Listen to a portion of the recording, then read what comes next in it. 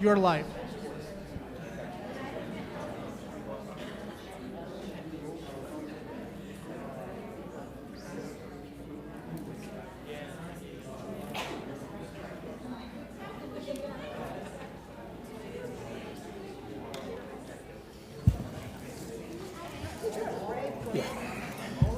Well, good afternoon, everyone.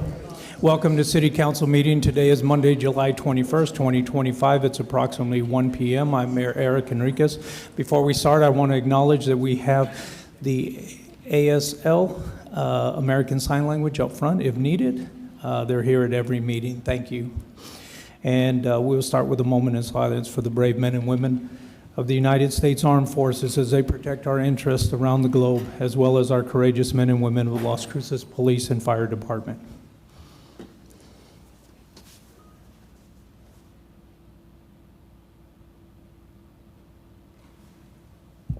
Please join me in the pledge. I pledge allegiance to the flag of the United States of America and to the republic for which it stands, one nation, under God, indivisible, with liberty and justice for all.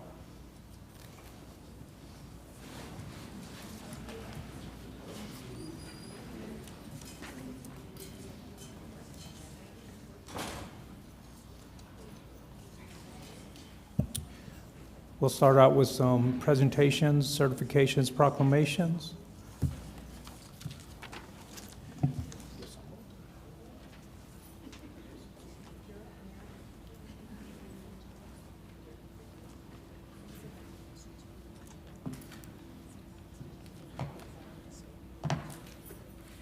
Okay, well, again, good afternoon, and the first ones we want to recognize is the Sons of the American Revolution. If they could come up, please.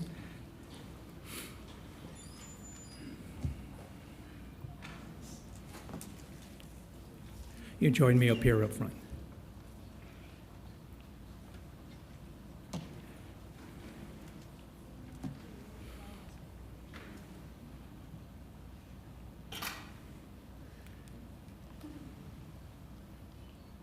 He's going to get a photo already.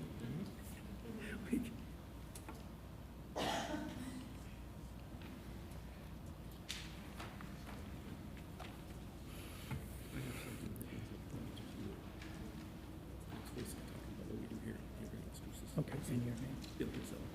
Bill Kinsella. Because that's basically Okay. Well, we just want to recognize the Sons of the American Revolution. Bill Kinsella here has some words he would like to share, and so I'll turn that over to him so that he can read them what they're about and what we're celebrating here in the near future. Thank you. Thank you. And thank you. Good afternoon, Mayor and City Council members and everybody else that's present. My name is Bill Kinsella, and this year and next year we're celebrating the semi-quincentennial of the United States in regards to the Declaration of Independence. Now, we're members of the SAR, which stands for the Sons of the American Revolution. The Sons of the American Revolution is an organization, a national organization of people who have ancestors who were patriots and helped the American Revolution. We're involved in promoting patriotism, serving our communities, educating, inspiring future generations of Americans about the founding principles of our country. There are about 36,000 SAR members nationally, and there are over 400,000 members of the Daughters of the Revolution. So you can see we're kind of outnumbered, but we are a working organization. In New Mexico, there are 3 branches of our society. One is in Farmington, one is in Albuquerque, and one is here in Las Cruces. Totally, we have about 100 members, and 50 of them are in here in Las Cruces. In our chapter alone, we have a member whose ancestor was a second cousin to George Washington. His name was William Washington. Anybody that knows something about the American Revolution will recognize that name. But he was basically a colonel that fought in almost every battle of the American Revolution. And he had a house not that far from George Washington, his cousin. My ancestors were Spanish Presidio soldiers up in Santa Fe. People say, why Spanish Presidio soldiers? Well, in regards to Spain was an ally of France. France was an ally of the United States. Spain fought the British. One of the things the King of Spain did was make everybody in his colonies give 2 pesos to help support the American Revolution. 2 pesos doesn't sound like much, but it turned out to be several $million in pesos. As a matter of fact, that's where we got our dollar sign from the Spanish peso. In regards to the Gadsden's chapter, we are engaged in educating the people of Las Cruces and other places.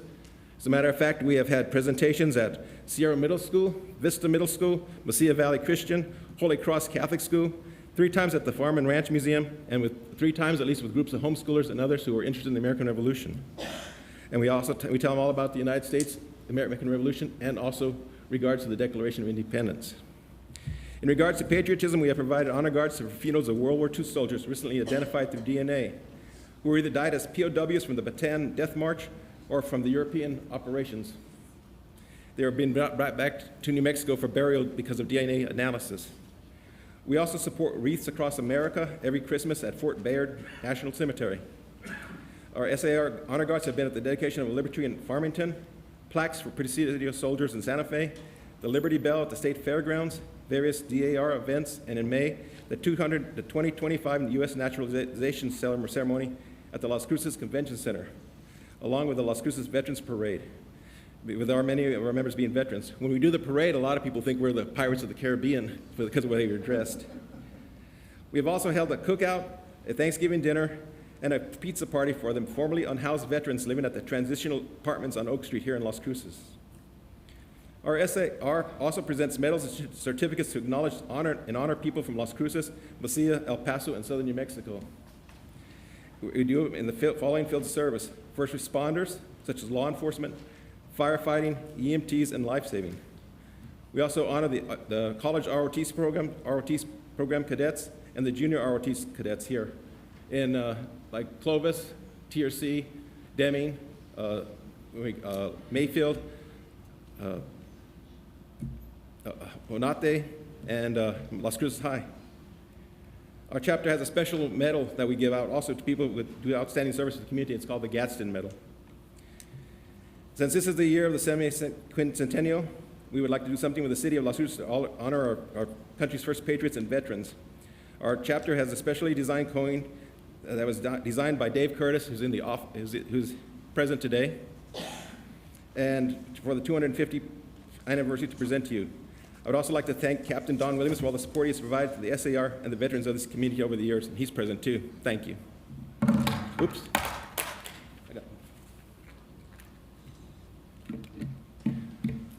Thank you, Mayor. That's it. That's it. Try to be brief. Okay. Again, we want to thank them. Captain Williams, if you want to come up, and we'll take another photo up here from Jen here with our communications department. I'm sorry, said community. And I just want to say thank you. Thank you for all that you do, the Sons of the American Revolution, as serving as a fire chief here in this community.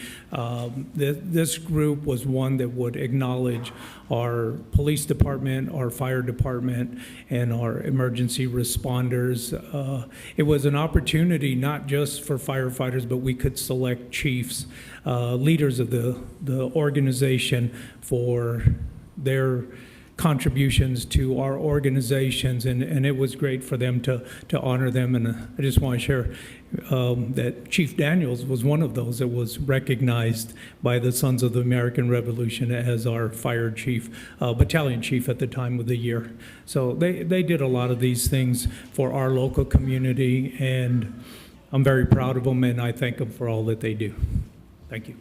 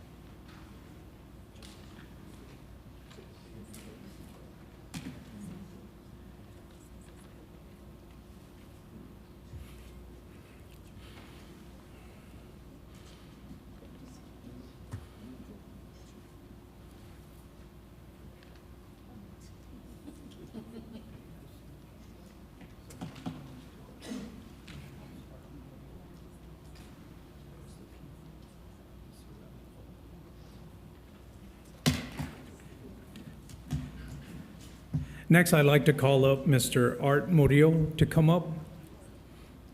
We'd like to take this time right now to introduce our new Mesilla Valley Public Housing Authority Executive Director, Mr. Art Murillo. And I'll give him a few minutes so he can introduce himself and share some of the things that he's going to be doing for our community. Thank you and congratulations on your appointment.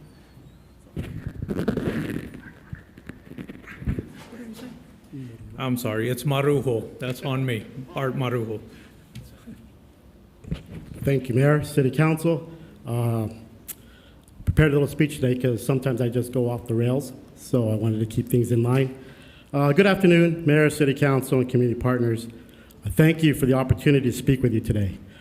My name is Art Marujo, and I am honored to serve as the new Executive Director of the Mesilla Valley Public Housing Authority. I am a lifelong resident of Las Cruces, and my roots run deep in this community, 52 years strong. For those familiar with the area, I grew up in the corner of Griggs and Hermosa Heights, what many of you know as Beverly Hills neighborhood. And I want everyone, even the new residents here, to understand the history of the neighborhoods that we serve, Beverly Hills, Chiva Town, and the Mesquite District. That was the origin. I've had the privilege of witnessing Las Cruces and our surrounding communities grow and evolve over the years. This is home. And serving in this role is not only a professional responsibility for me, but a deeply personal commitment. I bring over 15 years of experience in affordable housing and community development. I began my career with Tierra del Sol Housing Corporation, and I went on to work with national nonprofit organizations, the Housing Assistance Council, and RCAC, supporting rural and tribal housing efforts across the country. At MVPHA, I've joined a committed and hardworking team. Over the past 2 months, I've been rolling up my sleeves, reviewing operations, understanding our culture, and identifying opportunities to strengthen our mission. That mission is clear: to provide safe, decent, and affordable housing to the residents of Las Cruces and Doña Ana County. But at its core, this work is more about than housing. It's about dignity, stability, and community. And I know we can't do it alone. I'm here not just to lead, but to listen, to learn, and to collaborate. I look forward to building strong partnerships with the city, with community leaders, organizations, and with you, the community, as we address the housing needs of our region. Thank you again for the warm welcome and continued support. I'm excited about the work we are about to do, going ahead in the future, and look forward to what we can accomplish, all of us together. Thank you.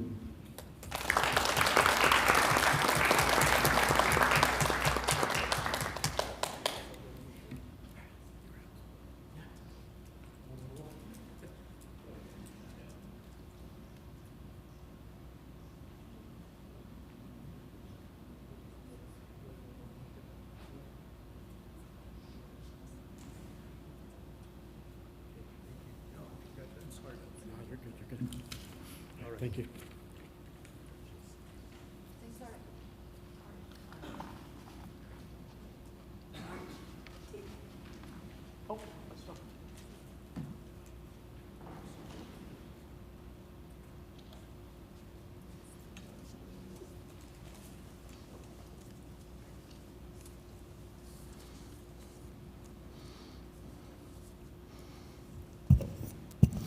Okay, next we have Jobs of the Week, Sarah Rainey.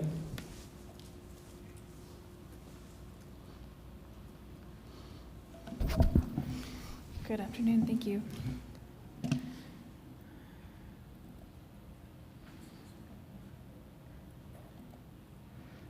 There we go. My name is Sarah Rainey. I'm the one-stop coordinator for the Southwest region of America's Job Center, New Mexico.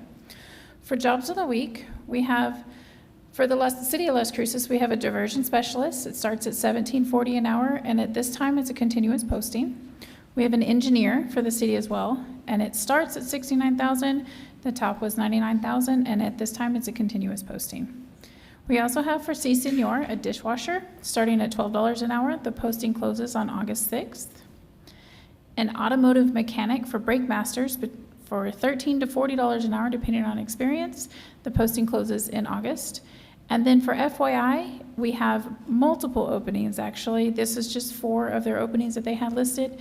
A transitional living for youth, for the youth residential department, innovative community solutions manager, youth systems coordinator, and innovative community services strategist.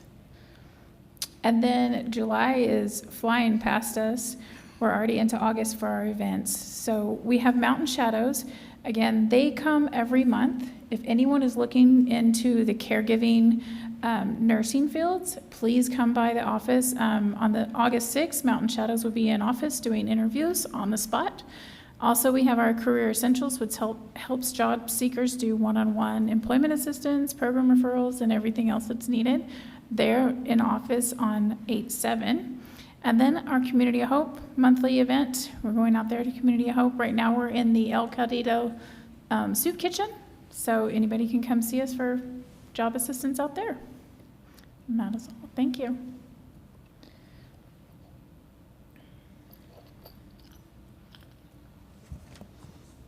Thank you, Sarah. No pets of the week? Okay.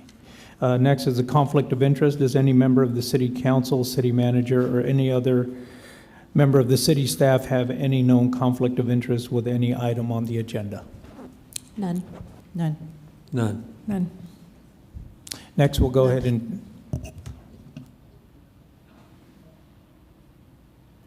None. Okay, thank you. Next is public participation. Allow up to 3 minutes, no pending litigation or items on non-consent. You'll be given 3 minutes. Speak directly into the microphone, please, and Katrina will usher you to the podium. Thank you.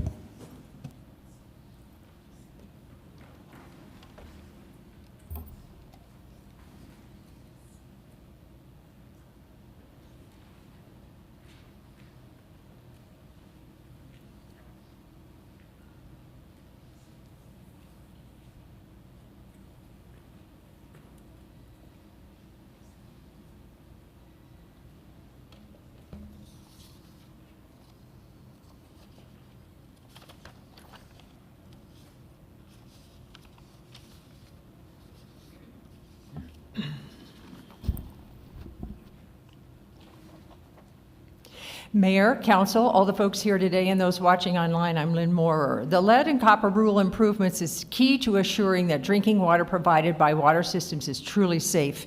The chief feature requires all lead piping be replaced within 10 years.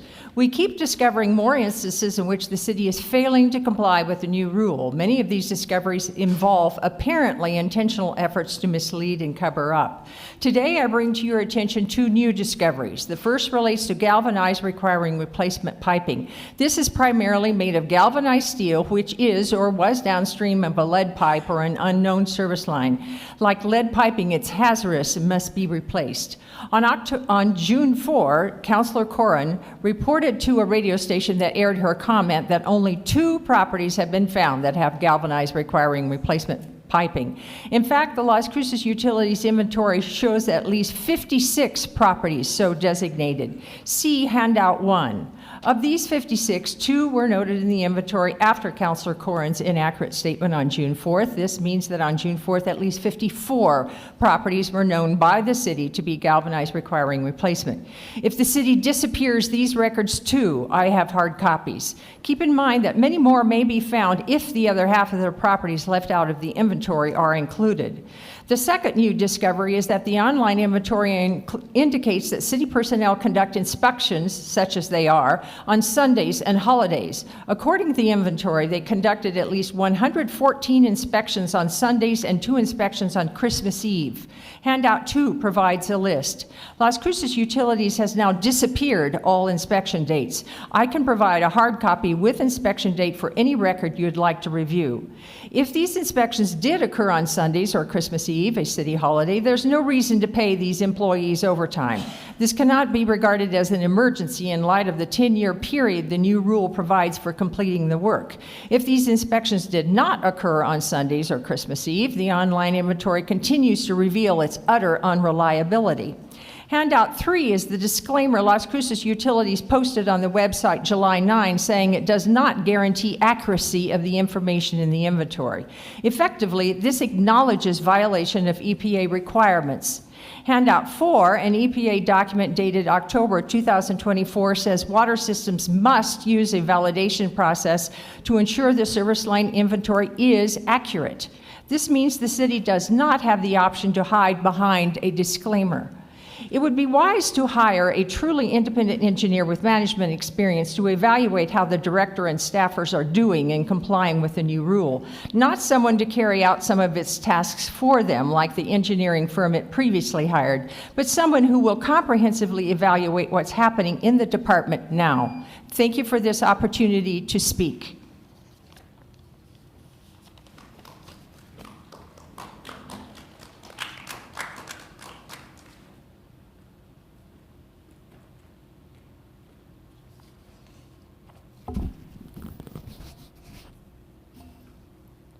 Mayor, Council, I'm Liz Rodriguez Johnson. At your June 2nd meeting, I brought to your attention the fact that the new lead and copper rule requires water systems to offer to sample the tap for lead for any consumer who requests it, who has a lead galvanized requiring replacement or unknown service line. I also pointed out that the city continues to fail to comply with this requirement.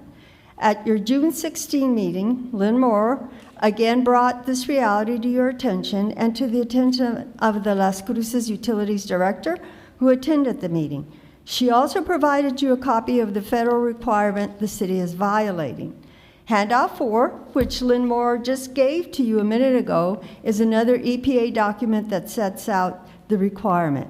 It is now 7 weeks since this significant problem was brought to your attention and the Utilities Director's attention. Nothing has been done to rectify this violation. The citizen who asked during the town hall to have his tap sampled has not been contacted. The website still clearly states that the city does not do sampling, and this is a blatant violation of the rule that potentially jeopardizes public health. Rather than comply with the rule, it appears Las Cruces Utilities Office continues to attempt to obscure the issue. We've heard of a staffer who does PR visits where he tells public, without evidence, that everything's just fine and declares that there are no issues or concerns with the water Las Cruces receive from the city. This can be seen as a deliberate effort to discourage property owners from asking to have their taps sampled, even though the rule requires the city to sample it if consumers request it, and this is unconscionable. As we've pointed out frequently, funding is available if the city asks for it. The funding is available, among other sources, from the Drinking Water State Revolving Act, the Infrastructure Investment and Jobs Act, the Water Infrastructure Finance and Innovation Act, the Bipartisan Infrastructure Law, and Water Infrastructure for the Nation Act grants. In addition, EPA also provides water technical assistance to help identify lead service lines, develop replacement plans, and apply for funding to get the lead out. And although the city has applied for funds for inventory preparation and a replacement plan, the city should also apply for technical assistance to help all the disadvantaged neighborhoods in Las Cruces, as well as apply for funds for water sampling for citizens. We urge you to give direction and oversight through the city manager to Las Cruces utility staff who continue to fail to comply with the rule and continue to demonstrate disrespect for and indifference to the health of Las Cruces. Thank you.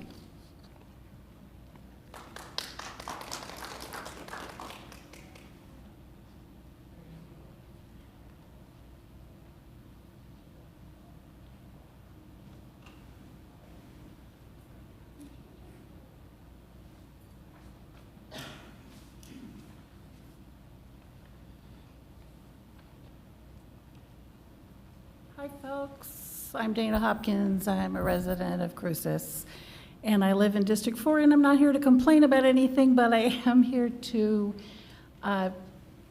ask for some support or maybe for community members and city council anybody else to reach out to me about this. I'm guessing some folks are aware that we're having an influx of refugees from other states. I have reason to be really intimately aware of this, and we're seeing more and more people coming from Texas, coming from Florida, coming from Utah, for example. And what I've seen in the last couple of weeks that has me particularly concerned is that some of these are people my age or close to my age. And although we've been seeing a lot of young folks, in particular trans folks, moving that feel safer in New Mexico, for somebody my age, I see a lot of people who are really shell-shocked, who have left behind a lifetime of community and family, and people who are looking for work, for resources, for any kind of connection. And I don't want to say publicly more about how I know this. Those of you who know me know how. But if anybody here would like to reach out to me later and talk about what can we be doing in addition to what nonprofits are doing to serve our influx of refugees. I had someone recently say to me, somebody from a nonprofit say, oh, they're all going to Albuquerque. That is not true, and not everybody can afford Albuquerque. So we have people who are here because they feel safer here, and I would love some support in seeing what we can do to support and care for these folks. Thank you so much.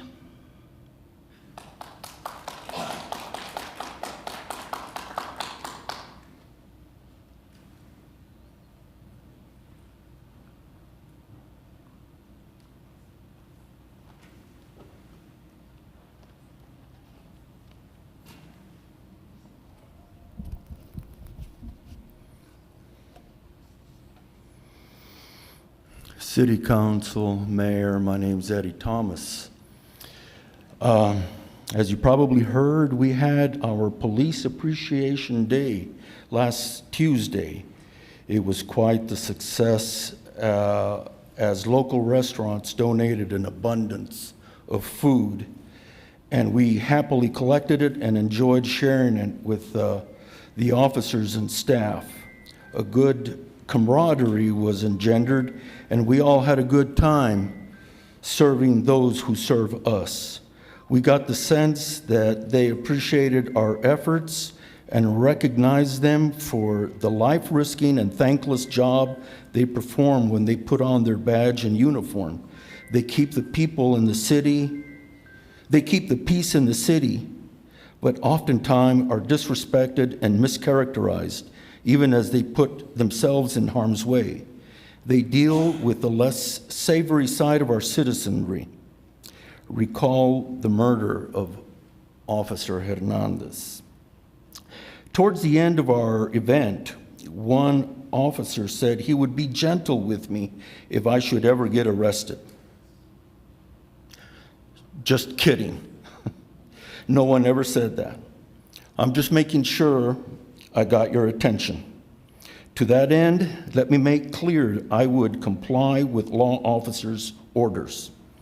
I have the good sense to not escalate the matter. I trust the LCPD will treat me appropriately. But there seems to be an anti-police sentiment here in Las Cruces. To note, an LCPD officer was wrongly convicted for doing his job. Tonight there is a benefit on behalf of Brad Lunsford and another officer at the Farm and Ranch Museum, and I'd like to just briefly announce it to make it available to all. I hope you all will come. Anyway, kids here, however, are taught from an early age to hate cops. They're taught to resist arrest as an expected norm. That's how they're raised here. It's the culture of criminality that's instilled here because it's cool to be a rebel. Kids are influenced by the environment they grow up in.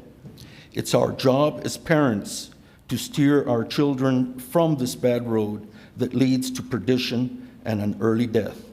Incarceration is not a bad thing if it scares a kid into going straight. Think about it. Where do you want your kids to end up if you don't guide them and correct them? If you don't do that, you don't love them. Let me end with this. The Bible says it clearly, spare the rod and spoil the child. Proverbs 13:24.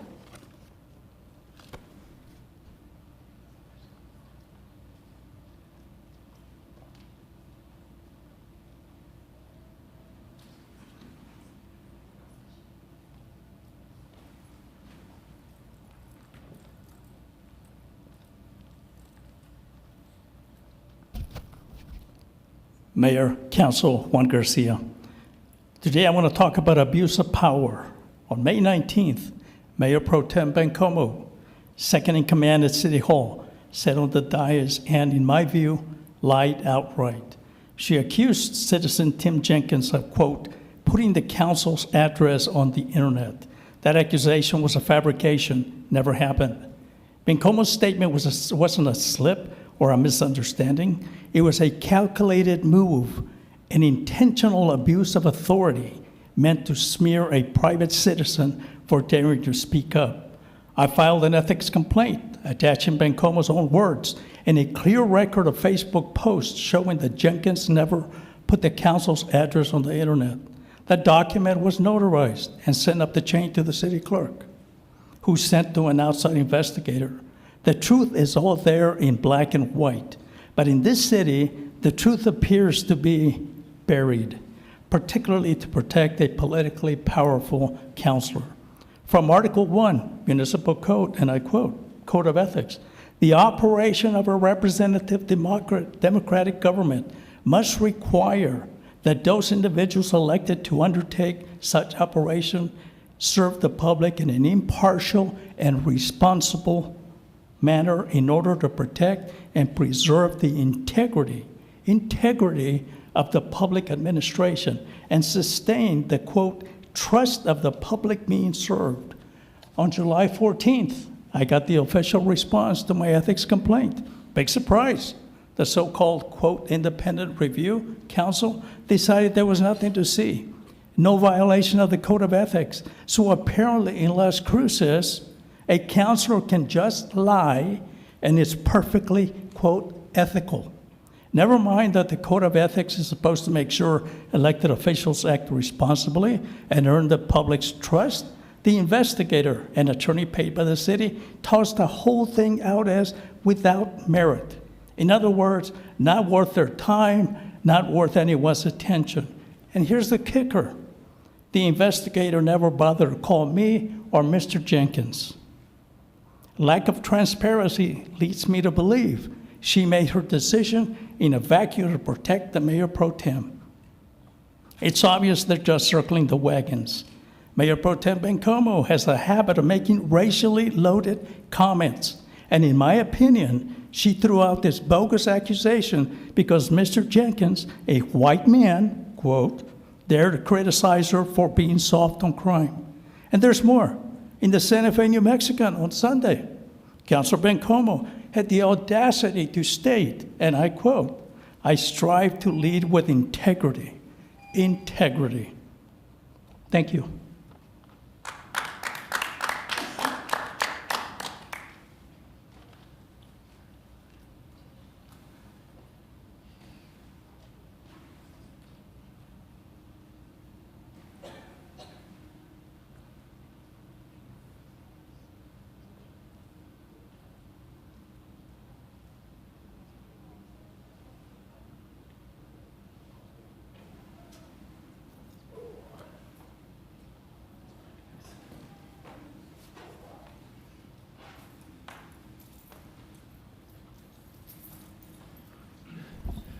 Good afternoon, Mayor, City Council, Chief of Police, Tim Jenkins here.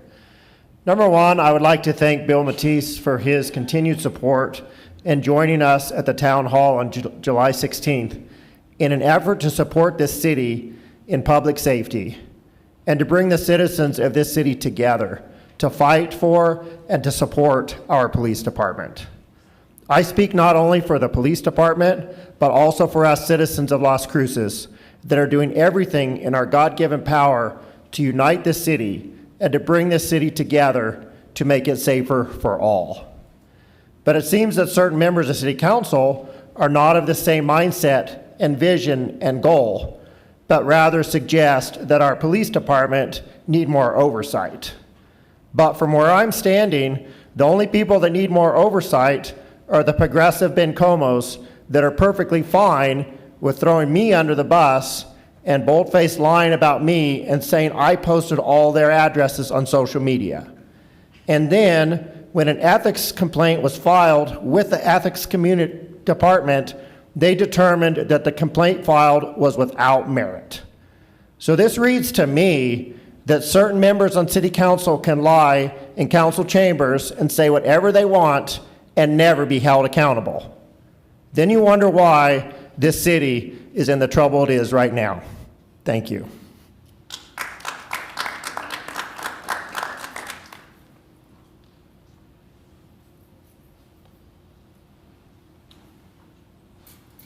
My name's Jim Hurst. Police need more accountability. The city is paying out millions in settlements that we ought not to be paying. Yes, citizens have a responsibility to the privacy and safety of our elected officials. Anyone who is socially conscious at all realizes the risk they have put themselves and their family in simply by serving us. Discussing their children, discussing where they live on social media is a bad thing to do, and you ought to be called out for it. Thank you very much.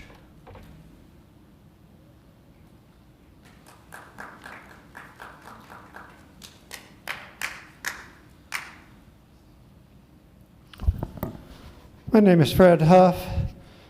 I've sat here and listened to several comments today concerning the allegations by Councilor Bencomo that Tim Jenkins posted all the city councilors' addresses on Facebook.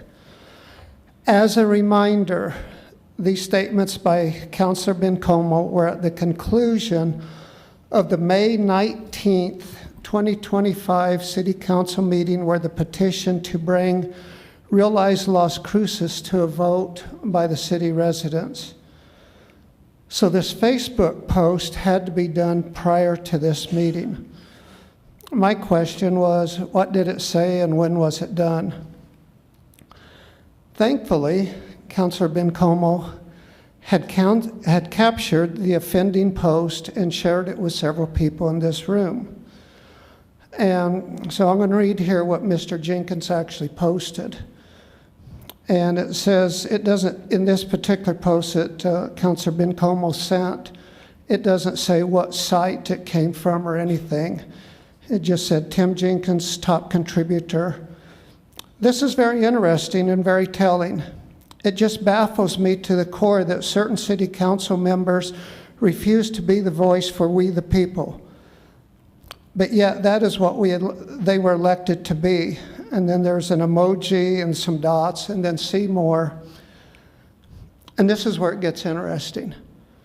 There's an almost invisible line there, and then we see the words, partial map records, all records indicate ownership of said property.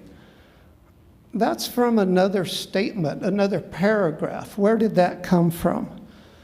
And that really caught my attention. And what she claimed to be, and below that is where she claimed that the city councilors lived, and I'll come back and read that in a minute, but where she said that this post was disclosing their addresses, I don't see that. But below that, it got interesting. It was a post by Sarah Smith. And here's what Sarah said. Listen closely. This is a husband of a Las Cruces city councilor explaining his rationale for getting rid of single-family NEI, and I'm assuming that means neighborhoods. What was this post about?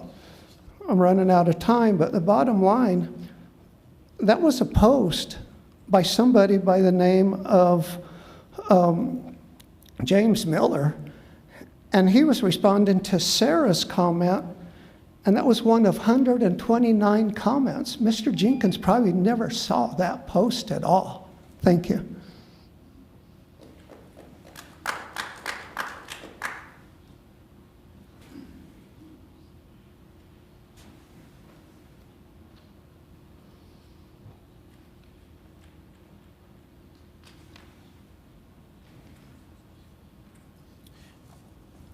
Next is the acceptance of the agenda. So moved. Second. This is on the motion to accept the agenda as presented. Counselor McClure? Yes. Counselor Matisse? Yes. Counselor Graham? Yes. Counselor Cran? Yes. Counselor Flores? Yes. Counselor Bencomo? Yes. Mayor? Yes.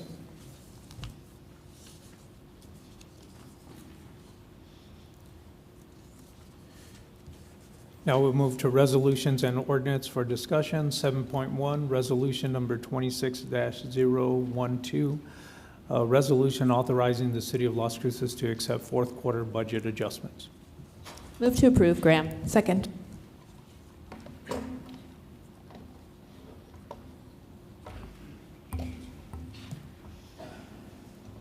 Okay, go ahead.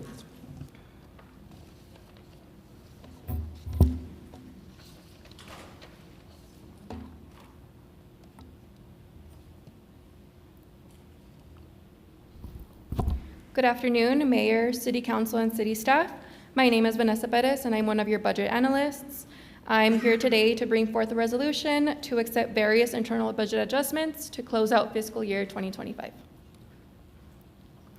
Before we get started, I just want to point out a few key reminders. The adjustments presented here today will primarily focus on updating the available balances within our existing budget, and the following slides are only a summary of what was requested, but if you would like further information, please refer to your packets. The housing program is requesting to increase their budget by about $402,000 for an affordable homeownership revolving loan. The city has agreed to provide low-interest construction loans for affordable housing to Tierra del Sol Housing Corporation through Resolution 23-102. Tierra del Sol Housing there was a sale of property in fiscal year 2025. That sale will fund the request on your screen. The Quality of Life Department is requesting to increase their revenues and expenditures by about $4,700, and this is due to program income from congregate meals. We provide meals to senior citizens, and when they are able to, they donate for these meals. The Quality of Life Department then uses these revenues to cover other expenditures. They are currently planning on using these to cover some vehicle maintenance costs. Public Works Department is requesting an additional $60,000 from the Telstra Facility Fund, and this is to cover expenses for the Griggs Walnut Monitoring Well. They came in a little bit higher than anticipated. Lastly, Public Works is requesting $140,000 from the Gas Tax Fund, and this is to cover the increase in vehicle repair and maintenance costs. They require supplemental budget.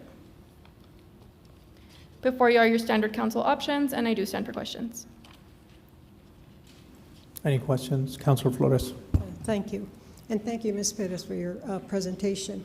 I'm concerned about the Meals on Wheels program, and I'm wondering what the future looks like for our city specifically, and how it's going now.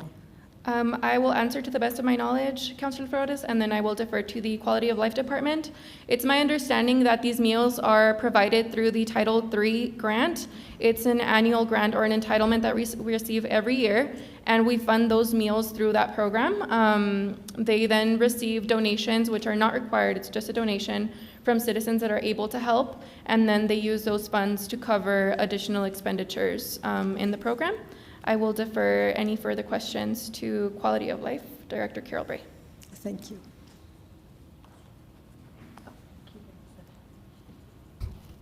Good afternoon, Mayor, Councilor Flores. So basically what Vanessa said is correct. The funding is provided by Title III, which is federal funding under the Older Americans Act. In addition, that funding is supplemented by some state funding as well as our own city funding. So probably about a third of the funding for all of the programs that are funded. So that would be congregate meals, delivered meals, respite care, home care, and grandparents raising grandchildren. All of those programs are funded under these Title III funds and the supplemental funds. So probably we get about a third of that funding from federal funding, another third from state funding, and another third is our own funding. Some of that is revenue, which is what is reflected in this budget adjustment. It's just that revenue went up a little bit that we got for congregate meals last year, and that was partly because we are just seeing more people coming for congregate meals, and that means donations go up a little bit as well. I don't know, hope that answers your question. At this point, what we're understanding is that the Title III funding is going to be just about equal to what we received last year, except for one area, which is the NSIP, and that's a supplemental program that we aren't clear yet if we're getting the entire amount, but we will have enough to get us through the first 6 months, and then we will see where we're going from there. So, but the Title III funding is, I think we're going to be decreasing about $2,300, which we believe we can make up with our budget for FY26. With our bubblegum spare money that we have. Yes, yes, ma'am. Thank you, Ms. Bray. My concern, frankly, is the state of our federal leadership and the threats that have been made. And I'm just wondering if we're bracing for any of that or preparing for that, or will the state kick in? Will the state find it in its, what do you say, with all their heart to burst that fund that has billions of dollars in it? So Mayor, Councilor Flores, I don't know that I can speculate. I'm basically telling you what I know, but I will say this, that there is the Meals on Wheels America organization that I believe has been threatened in terms of funding. Our funding does not come through that agency. It comes directly from the federal government and then is administered by the non-metro area agency on aging. So we do not get funding from Meals on Wheels America directly. Okay, and Meals on Wheels America is tied into the state? It's to a the separate states? federal agency, It's I a federal, believe, okay. and we can try to get more information on that for you. Yeah, well, yes, I appreciate that. I think all of us are worried about, worst case scenario. So thank you for your efforts, and I appreciate that very much, Ms. Bray. Thank you. You're welcome. Thank you for your concern. Anyone else? Christine? This is on the motion to approve Resolution 26-012. Councilor McClure? Yes. Councilor Matisse? Yes. Councilor Graham? Yes. Councilor Cran? Yes. Councilor Flores? Yes. Councilor Bencomo? Yes. Mayor? Yes. Next is item 7.2, Resolution 26-013, a resolution authorizing the City of Las Cruces to accept various budget adjustments. Move to approve, Graham. Second. Good afternoon, Vanessa Perez, one of your budget analysts again for the record. This resolution is to present the first set of adjustments that'll get us started for fiscal year 2026. Just like in the previous presentation, a few key reminders. These adjustments are focusing on adjusting current available balances, and this is also a summary of the adjustments requested, but if you would like further information, please refer to your packets. The adjustments on your screen are currently all related to the general fund. The Information Technology Department is requesting to carry over about $329,000 for the Vida Core upgrade. The Housing Program is requesting to carry over about $186,000, and this is for the Jardín de los Niños re-roof project. The Parks and Recreation Department is requesting an additional budget of about $159,000, and this is to cover expenditures related to overtime for the first quarter of fiscal year 26. Lastly, the Quality of Life Department is requesting to carry over about $57,000, and this is related to the East Side Senior Center remodel project. The adjustments on your screen total about $732,000. Moving on to requests outside of the general fund, the police department is requesting a $66,000 increase from the vehicle forfeiture fund, and this is to purchase software for traffic studies. The public works department is requesting $20,000 from the flood control operations fund, and this is to purchase chemical supplies. They're also requesting about $78,000, and this is supplemental funding for the annual storm water system mapping. Last on your screen is a request from the Telshore Facility Fund for the housing program in the amount of $2 million. This is increasing their budget for the Peachtree project, and this is to reflect an accurate remaining balance. There were $4 million allotted for the project from the fund. During the budget process, only $2 million were budgeted for. This is because they had anticipated spending $2 million. But because none of that money was touched, we're only increasing their budget to what was originally allotted for them. Public Works is requesting 4 adjustments, and they're all from the GRT Street Maintenance Fund. They total about $1.6 million, and they will be designated for the annual street lighting and traffic signal program, the annual pavement marking, the annual sidewalk program, as well as funding for transportation system modernization. Before you are your council options, and I stand for questions. Any questions? None. Christine? This is on the motion to approve Resolution 26-013. Counselor McClure? Yes. Counselor Matisse? No. Counselor Graham? Yes. Counselor Coran? Yes. Counselor Flores? Yes. Counselor Bencomo? Yes. Mayor? Yes.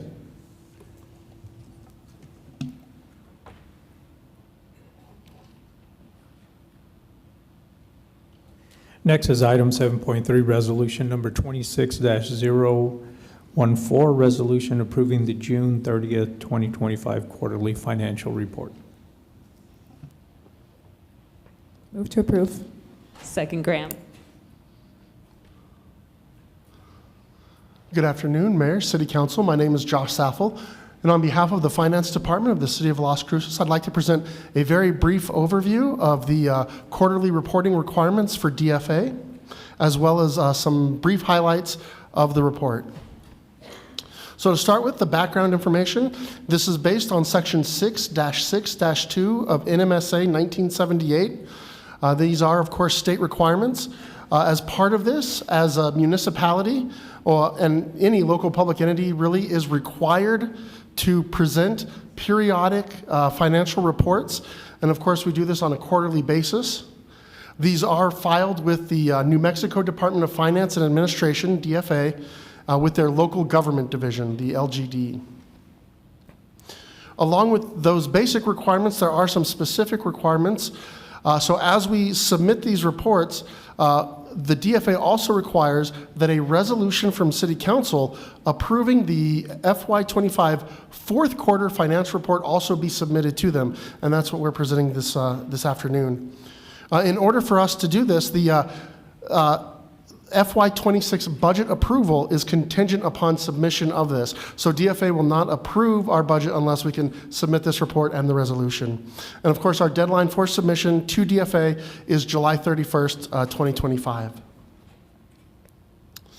Of course, DFA utilizes these reports to determine one very important thing.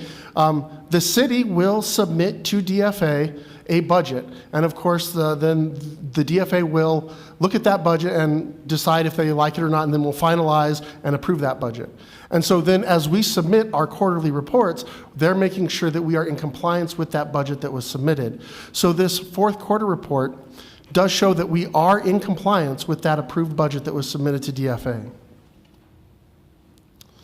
Finally, these are some preliminary results that were taken as of July 8th, 2025. So here we show in the report that we are sending to DFA preliminarily, the general fund, we're showing revenue of $173,837,725. Our expenditures are $119,018,841, and that's in the general fund. For all other funds, we're showing revenue of $221,970,681 and expenditures of $187,510,849. And that's part of the report that we will be submitting. Here are your council options, and I will stand for any questions. All right, thank you, Josh. Councilor Flores? Thank you, Mayor. And thank you, Josh. Mr. Sappel. We haven't had a report. I mean, this brings to mind necessarily the certified public accountants that review our books. Is this related to any of that? I mean, does it, when submitting this to the appropriate agency, do you have to show that, that we're in the pink? Well, Councilor Flores, it is kind of related. The DFA reporting, they require that we send in this resolution with the fourth quarter report, but they recognize the fact that we're not going to have all of our expenses and everything at that time by July 31st. So what will happen is in the next year, FY26, our second quarter report that goes to DFA, we're also required to submit our ACFR, which by that time should be complete. And that's next year? Yes. Okay. I won't be here, but too bad. Thank you so much. Yes, anyone else? No, Christine? This is on the motion to approve Resolution 26-014. Counselor McClure? Yes. Counselor Matisse? Yes. Counselor Graham? Yes. Counselor Cran? Yes. Counselor Flores? Yes. Counselor Bencomo? Yes. Mayor? Yes.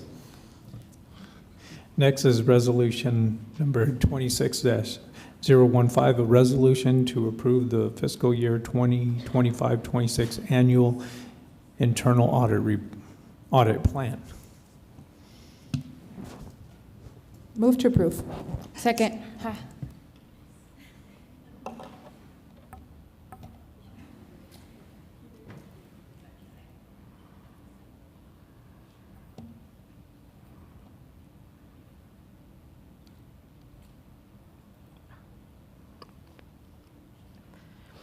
Good afternoon, Mr. Mayor, Council. Viola Perea, City Auditor. Please forgive me, I'm feeling a bit under the weather today, but I would like to present our FY26 internal audit plan to you today.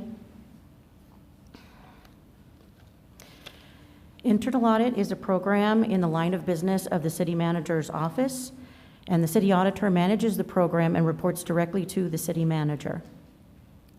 The mission of internal audit is to provide compliance and assurance services to City Council, the City Manager, and all organizational units of the city, so the public will be confident that city government is protecting valuable resources and operating ethically, effectively, efficiently, and transparently. The Accountability and Government Ordinance requires the City Auditor to submit an annual audit plan to the Oversight Committee for review and comment. We addressed this with our Oversight Committee at our July 2nd meeting. It also requires the annual audit plan be approved by City Council by resolution, and the audit plan may be amended during the year after review with the City Manager. In order to provide the risk assessment for review, we do complete annually a risk assessment process. And this is in accordance with the Institute of Internal Auditors, or the IIA Global Standards, which requires an annual audit plan, which is based on a risk, the city's risk exposure. To accomplish this, a citywide risk assessment survey was conducted and designed to measure certain risk factors and to gather and assess potential audit topics.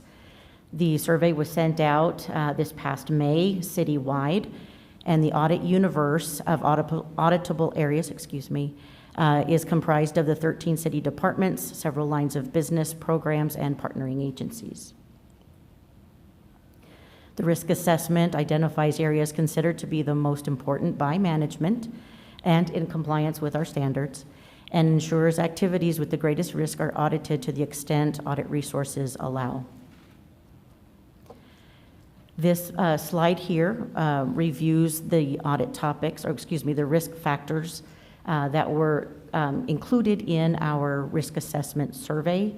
The survey this year was expanded quite a bit to not only accommodate the new standards that went into effect this past January, but also to allow individuals responding to the survey some free text options to provide comments within each question that was asked that can be considered as well.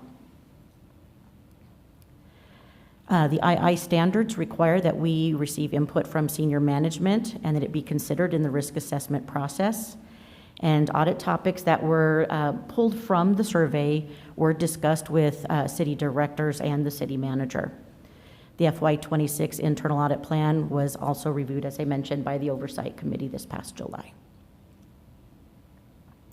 In your packets, I know this slide is relatively small, but in your packets you have a copy of the FY26 audit plan.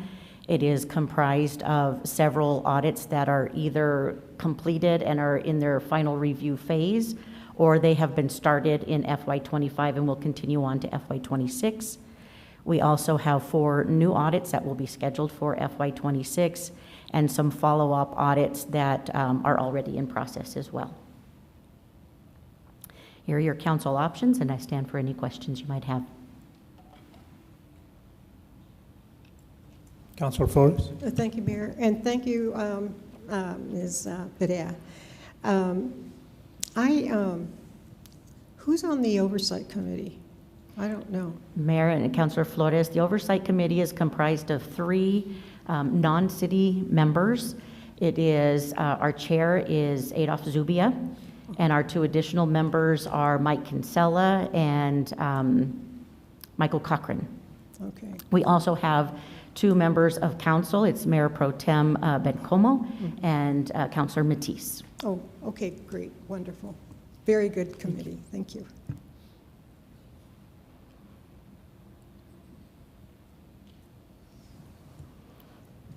Anyone else? None? Christine? This is on the motion to approve Resolution 26-015. Councilor McClure? Yes. Councilor Matisse? Yes. Councilor Graham? Yes. Councilor Coran? Yes. Councilor Flores? Yes. Councilor Bencomo? Yes. Mayor? Yes.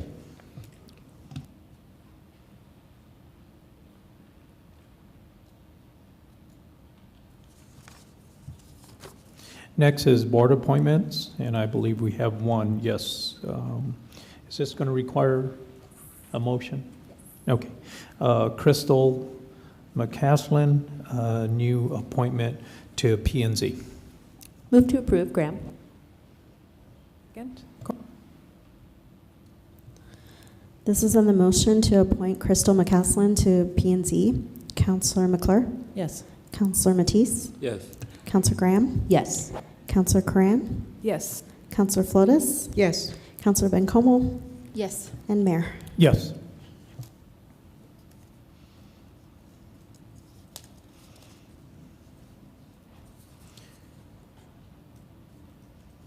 Next, we have notice of proposed ordinance, and there are 2. Council Bill number 26-001, ordinance number 3093, and ordinance approving various zone changes to correspond to the Sonoma Ranch East 2 Master Plan Amendment number 5. Bring it forward.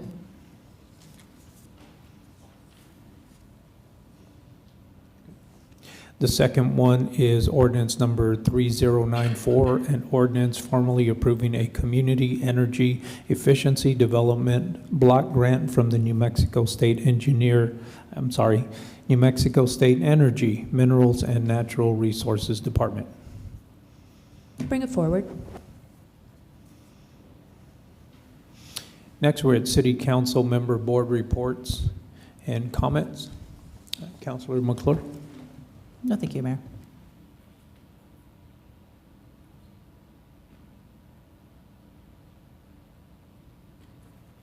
Thanks. Councilor Matisse? None. Councilor Graham? Just a couple things. Wanted to shout out Parks and Recreation for their ongoing work on the Young Park Master Plan. I know there were meetings last week and over the weekend, I think at Lynn Middle and at the Farmers Market. So I appreciate that. And if you still want to add your voice to what you'd like to see Young Park look like in the future, there's a really great interactive map on the Parks and Rec website where you can drop a little marker on the map and give your ideas. So really appreciate that. Just a procedural note, I'm going to make my last call to encourage us to continue thinking about public comment, how we best structure it, particularly since our city clerk has received feedback from the New Mexico Municipal League, who we took advantage of their free service to review our meetings and make recommendations about how we can make them as fruitful and productive as possible. So I know I've said this every year, so one more time, I'm gonna recommend it. And then finally, my last comment was actually previewed in public comment, but I want to shout out our Mayor Pro Tem Bencomo for a really amazing op-ed that the Santa Fe New Mexican posted over the weekend, and going to not call you out, but call you in, and hope that you'll offer a few words on that as well. And that's all I have. Thank you. Thank you. Councilor Corinne? Thank you. I agree and thought that was an excellent editorial, and hope you all have a chance to read it if you can. The New Mexican costs a lot to subscribe to, but maybe you can use one of your secret free views to check it out. I had a transit advisory board last week where we heard a lot of really great inputs from community folks and some really interesting statistics. So thank you to our transit boss, Richard Hanway, for sharing some of these things, including a report that Penn State graduate students did with our transit system and our fare-free model to this.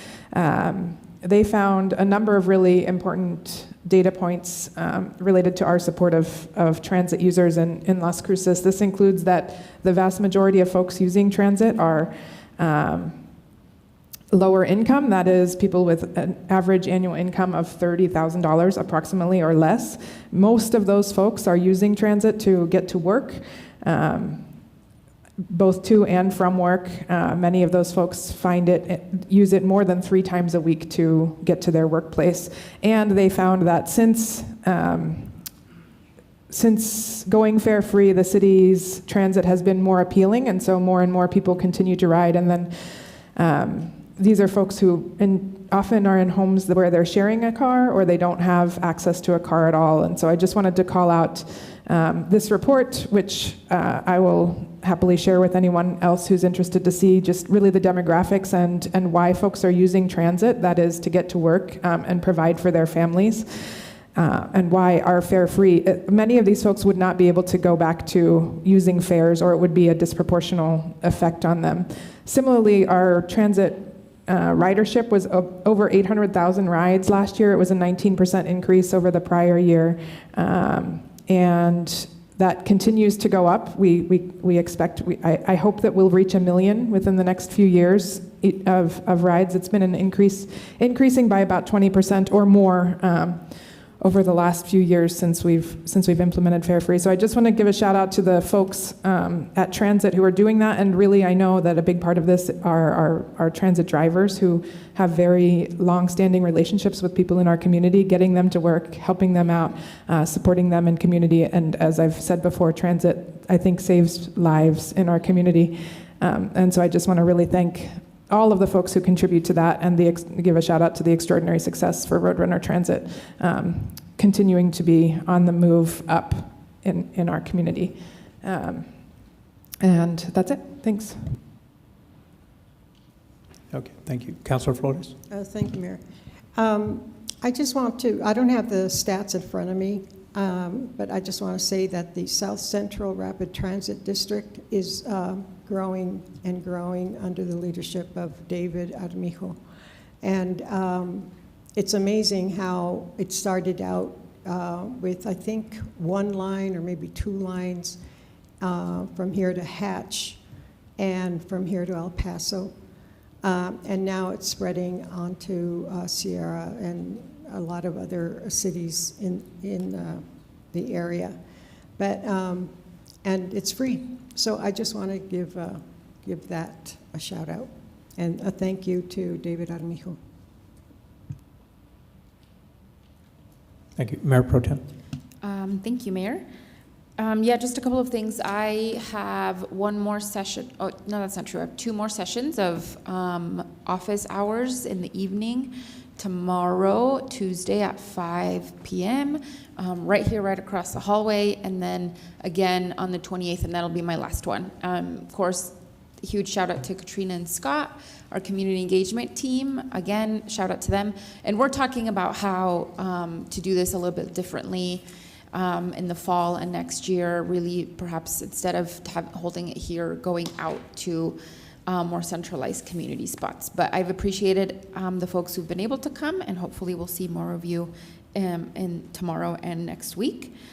I have been in conversation, and I just want to say this publicly because I think it's important, especially after the brief discussion that was had here with Councilor Flores and our Quality of Life Director, Ms. Bray, around just the concerns we have regarding some of the programs that are funded through the federal government.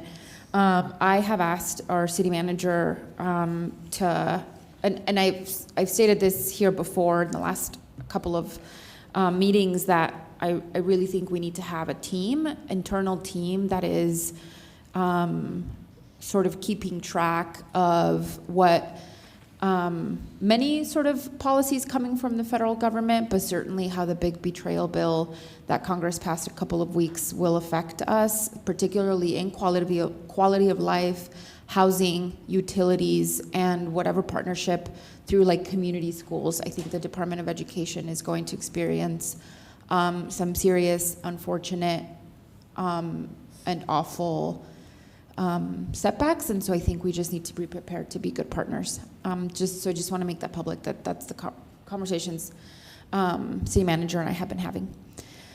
And then lastly, thank you, Councilor Graham, for shouting out my op-ed. I did a couple of weeks ago. After the Supreme Court handed the Trump administration yet another pretty awful indication that they're rolling back birthright citizenship, I spiraled a little bit, and so I put some words to paper and ended up writing something that got published to be an op-ed.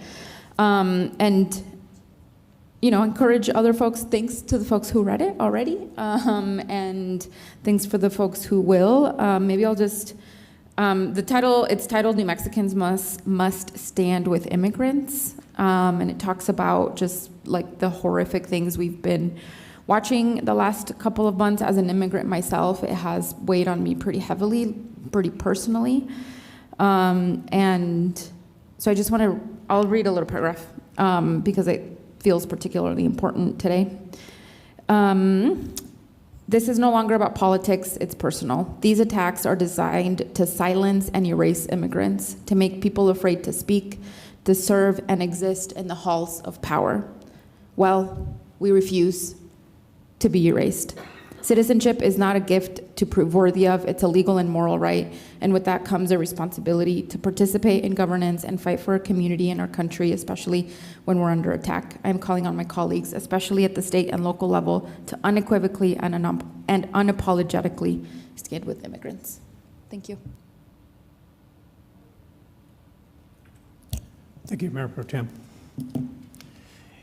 Yeah, a few things that I wanted to report was we had a retreat with Movida, and it was held in Ruidoso. So we have a new chair, and there's new board members still working with the city and county to create economic development growth in the city and the county. There are some good things happening. There's a couple of businesses looking to locate at the industrial park, and we have a group of individuals coming down that are looking at investing in Las Cruces and maybe even some attainable housing projects as well. So some good things coming in the future with some new board members change. And really the outlook is to, as for Movida, is to start forming with the community and a lot of the board members that are working throughout the community to come together and see how we can all help with the economic development here in Las Cruces. Also, I want to give a shout out to our Visit Las Cruces, and especially Albert Herrera. Here we go. Tecawitha Conference was held here last week, and it's where it's our 89th conference. They honor the Saint Katari since 1640. So this has been going on. It started in New York, and they came down, they had their conference here, and they had a mass, and they honored Albert for all his hard work. This was to be held here in 2017, but was not, and then with COVID, again, was pushed back, and finally Albert, staying persistent and working with this group, had that conference. Over 300 members came down and participated in that. So a special shout out. They honored him by giving him and presenting him with a blanket. It was really nice to see. I think a cariño moment.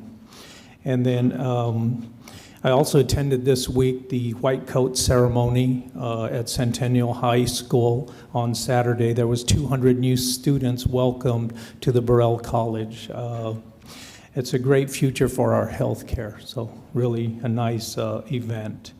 Also, the Animal Companions, they had a reception and an event welcoming 5 new veterinarians to our community, something that we have been asking for a long time, and this is going to be a tremendous help for our community, for our animal care, and our safety. So very much needed and welcomed. Also, Los Montanos High School had a rename open house on Friday. It's Sendero, which means pathway. So they're rebranding and changing. It's a charter school located off Solano so that kids can come and receive more of a vocational education, construction, plumbing, electrical, mechanical. I know they've already met with Public Works and other community development and other members of our city to help promote a vocation for these students and help them to get their diploma, but also get them a leg up on their careers. So it's a great thing happening here, and their enrollment is going up, and so we're looking forward to bright things with our charter schools as well. And one other thing, I had a meeting with the new vice president. Well, he's been here about a year. He wanted to make sure he was off probation and then start really, as I say, working with the community. Met with him, and one of the things that he's going to look into, I think it's real important to our community, is public safety. We have at the Doñana Community College, of course, there's the EMS for EMT training. There's also the fire science program. So he's going to start looking at a police program to get an associate's for police, so individuals can see what it's like to be a police officer, get some of the hands-on training and things that's needed. Of course, this does not eliminate an academy, but it really gives the education and can help with our recruitment and retention of officers by giving them the education first so they can see what it's like. And I know they would partner up with our local police department to make sure the curriculum fits so that we can start looking at recruiting some of those individuals that come out with an associate's degree. So that's one of the plans. So that's kind of a little busy week with some of the things going on, but wanted to share a lot of the things that are going on in our community. And with that, I'll turn it over to our city manager, Connie Tamopea. Thank you, Mayor Enriquez, City Councilor Connie Tamopea, City Manager. And just a few announcements, and then we'll let you on your way. Thank you to Las Cruces Fire Department who allowed Swiftwater team to go out to Ruidoso. Friday morning, they returned from Ruidoso after a busy Thursday with more flooding in the Ruidoso area. So thank you, Chief Daniels. If you can pass that along to your team, that'd be greatly appreciated. Utilities, regarding utilities, EBID pilot project. Some of you may have seen that Burn Lake, there was a pilot project in Burn Lake. We appreciate the creativity from JU, utilizing the water rights for the aquifer infiltration at Burn Lake. This pilot project was completed on July 7th, and a white paper is being developed and will be disseminated to council. Quality of life dental care clinics for seniors. The New Mexico Department of Health is starting their dental care clinics this month at all the senior centers. Those who are interested should call their nearest senior center for more information. Visit Las Cruces, Michelle Hernandez, super exciting information, has been appointed by the governor to the New Mexico Tourism Commission. So thank you and kudos to our very own tourism director, Rochelle Hernandez, being appointed. Great job, Rochelle. Economic development, the gateway signs have been installed downtown. Some of you may have already seen that. There is one on Main Street across from City Hall, one on the other end of Main Street across from Visit Las Cruces, and the third is on Mesquite and Spruce. Feel free to go check them out and let us know what you think.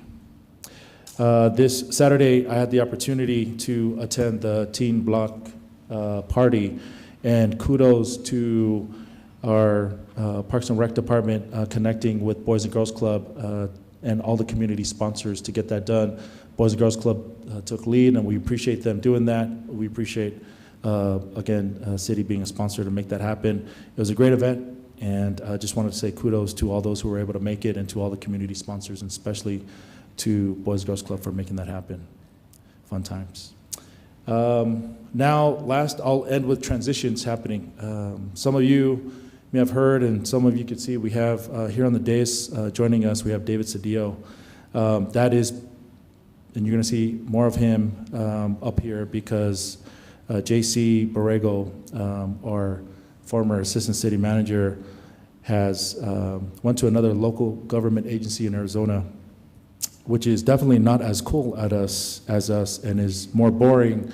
I promise that they're more boring than we are. Yeah, and I'll tell you, it's a city that's probably not going to keep him on his toes as much as we did, because we're a very dynamic city here. So just wanted to say we appreciate JC and his work, but David, I have appointed David as the interim assistant city manager. And so we appreciate him being willing to step up. So obviously David Cedillo was our public works director, so that creates a vacancy there. So I'll share exciting news as well. We have great staffers in the organization. So we have, as interim public works director, Kyle Arend, who is stepping up into that position. And then as the interim Public Works Assistant Director, we have Jimmy Moreno. And so I just wanted to recognize them. Yes, round of applause, please, round of applause. I do want to mention, some may have been wondering, as I was, so here's an update. Tony Trevino, we do want to appreciate his time here with the City of Las Cruces. He is currently our Assistant Public Works Director, but apparently he is moving on to what he thinks is greener pastures, which, as we know, it's just not as dynamic and it's going to be boring. So good luck to him not being excited and sleeping all day over there, because we did keep him on his toes. But his last physical day here is July 25th, so if you want to say your goodbyes to Tony, feel free on that. And then, can we give a round of applause for Tony too? Okay. Tony, we appreciate your work with the city. Thank you so much. Don't forget us. And then last but not least, for city councilors, elected officials on the dais, and for the community members, for any legislative priorities, whether it's state, federal, on any level, we have Christine Rivera taking lead and working closely with Cynthia Alamio on that. So anything that has to do with municipal league, lobbyist, And anything related to state and federal level, feel free to reach out to Christine on that, okay? And then, Mayor, that's it. Thank you. All right, thank you, Connie. With that, I'll look for a motion to adjourn. Oh, so moved. Second by Flores.